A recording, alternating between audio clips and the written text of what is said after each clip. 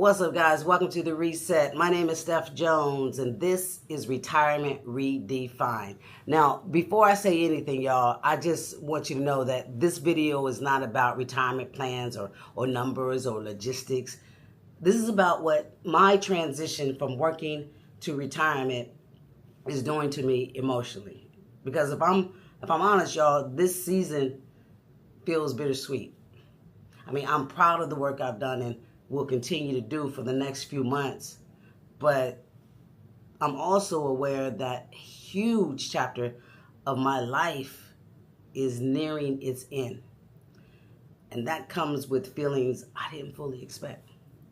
So I just want to, talk that out with you guys for a few minutes because it's a trip.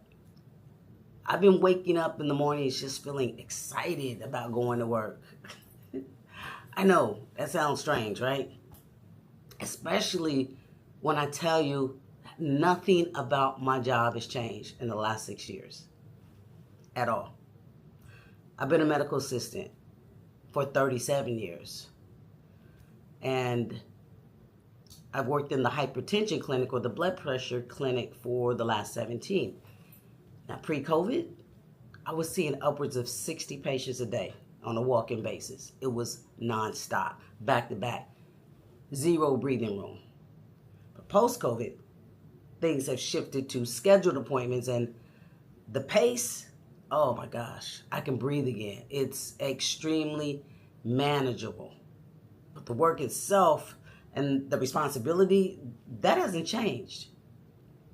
But the thing that's different, and what I've known since October 2025, is that this gap of my 37-year career is just starting to close. At the same time, a huge life-altering change I am so looking forward to is prayerfully about to unfold. So yeah, it's bittersweet. And that just puts me in a completely different headspace. So there's this looking forward and then a looking back situation going on. When I'm at work, when some days feel heavier than others, it's a different feeling, y'all. I don't feel rushed no more. I don't feel pressure. I just move through my day differently.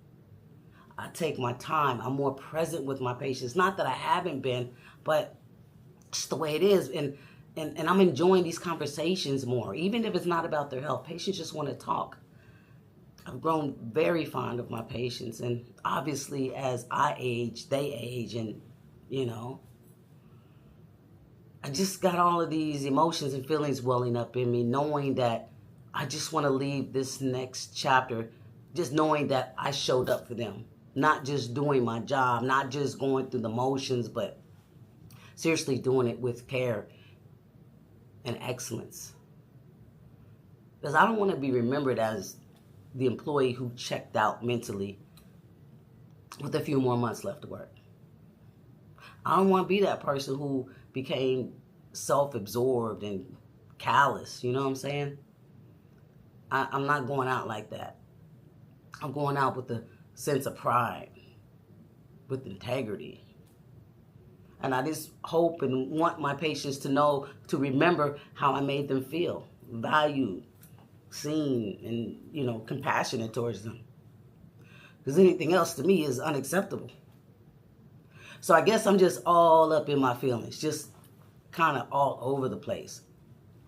I don't know. Don't really have a perfect explanation for it, but I just know that this has been a hard-fought journey. And right now I just feel like I'm just riding this wave, humbled, truly humbled, knowing that God used me to impact people's lives. That's my reward. That's my reasonable service. And I'm good with that. I'm good with that. But what's funny about this whole thing? Not funny like haha, but strange, maybe, at least in my eyes. Some people ask me, why are you retiring? You're still young. 60? This question throws me off because in my mind, that's exactly why I'm retiring. Because I'm healthy, because I'm able-bodied. I'm able to maintain a healthy lifestyle, an active lifestyle. I'm not retiring to relax solely. I'm retiring to live fully. Especially when I see my patients that are my age or younger having mobility issues, using walkers and wheelchairs and suffering from strokes and heart attacks and heart failure with late stage chronic disease, all of the things. And that breaks my heart. I've been blessed beyond measure.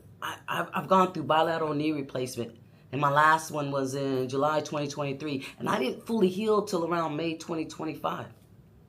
I walked with this limp for 2 years, but that's nothing when I look at the big picture, when I look at the things that my patients are enduring and have had to endure. That's nothing.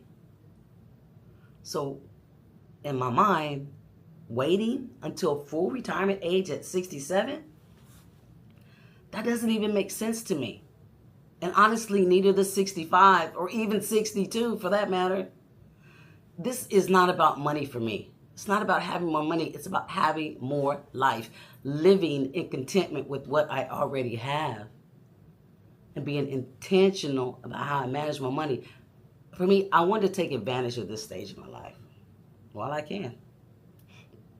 I want to travel, I want to experience new things and step outside of what's familiar to look at the beauty in all of God's creation. That might sound corny, but that's real. And I know not everyone desires to do that. Not everyone can move like that, and that's cool. That's okay. But I have this opportunity, and I'm trusting God to guide my steps. That's just where I am right now. And in all of this, I'm planning for that unfolding of my next chapter of my life. I don't have it all figured out yet, but I do know it's going to look completely different. And it's going to be good, God willing. So if you want to preview what my next chapter looks like, stay with me because I'm on this journey. I'm on this serious mission, y'all. We're going to have some fun along the way. I'm going to need your support. I'm going to need your encouragement. I promise you I will. So if you don't mind, if you'd like to see what's up, hit the subscribe button. I appreciate it. Thanks for watching.